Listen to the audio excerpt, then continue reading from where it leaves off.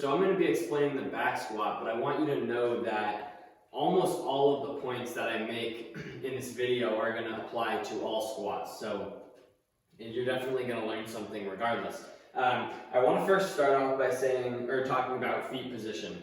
You know, this is a pretty highly debated topic, but what's most important is to do what feels comfortable for you. I like to put my heels at about shoulder width apart and then slightly point the toes out. That's what most people are going to do. If you like to come a little bit more narrow, that's okay. If you like to go a little bit wider, that's okay too, but in general, put your heels at shoulder width and point your toes slightly out. That's going to be a good starting position for your feet. The next thing I want to talk about is with the feet is creating tension during your squat movement. So if you notice the bottom of my foot, that if you point on the big toe, little toe, and heel, it's going to create almost like a tripod, 3 different points. When you squat, you want to think of almost bringing these points together. And what that does is creates tension in your feet and allows for a solid base to squat off of. So think of, it's going to create a tiny little arch in your feet, but you don't want to do it excessively where you're like balancing on 3 points. But it's more just think about like gripping the floor, and that way when you go down into a squat, you have a lot of tension. The next thing that I want to talk about is the actual squat pattern, and then we'll get into some of the other points. So in terms of the squat pattern, you're going to take your heels shoulder width, toes slightly pointed out, and then from there, some people will make the mistake of just going with the hips. Some people will make the mistake of just going with the knees. What you really want is a combination of the two.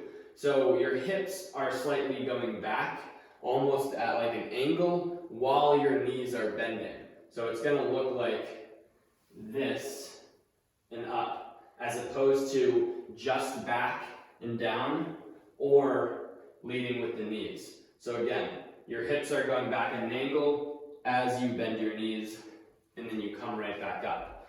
Now, to talk about a couple other points with the squat, in terms of the back squat, what I like to say is grab the bar as narrow as you can that still feels comfortable for you. That's going to allow you to actually lift a little bit more weight as opposed to if you're taking a really wide grip. So, it doesn't have to be crazy narrow, but just find something that, is a little bit wider than shoulder width out there and feels comfortable for you.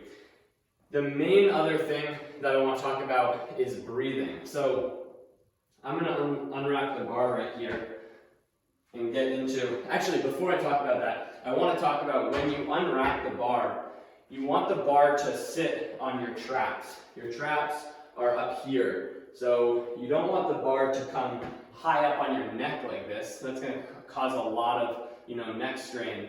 And you also, unless you're like proficient in low bar back squatting, then I don't want the bar to be, too low either. So instead, get it a little bit, below your neck and really sit it on your traps, the muscles up here. And then from there, like I was saying before, you're going to unrack the bar, just take 1 step back, and then you're right into position here. You don't need to take, a million steps back. You're going to lose your energy before you even get started. So have 2 feet under the bar like this, set the bar in your traps, stand up, 1, 2, and you're in position. Now going back to what I was saying with the breathing, that's going to be the biggest way that you create tension aside from your feet. So what I want you to do is take a breath in at the top, squeeze your core as if someone were to punch you, okay? And then go down to, about parallel, and then as you come up, you breathe out. So that whole repetition is going to look like this. Breathe in and squeeze your abs,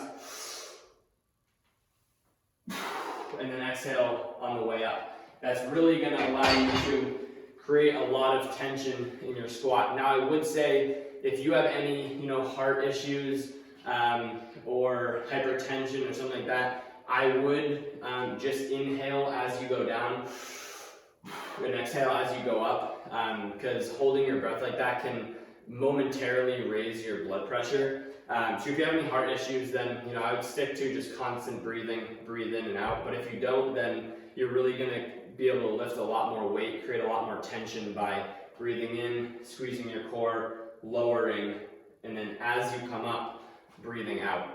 Now, there's really one or two other things I want to talk about. With your knees, and it's easier to show from the front position here, you want your knees to track over your toes as you squat. So some people will squat in here. That's going to put a lot of stress on your knees. It's going to take your feet out of position. So instead, drive your knees out over your toes as you go up and down.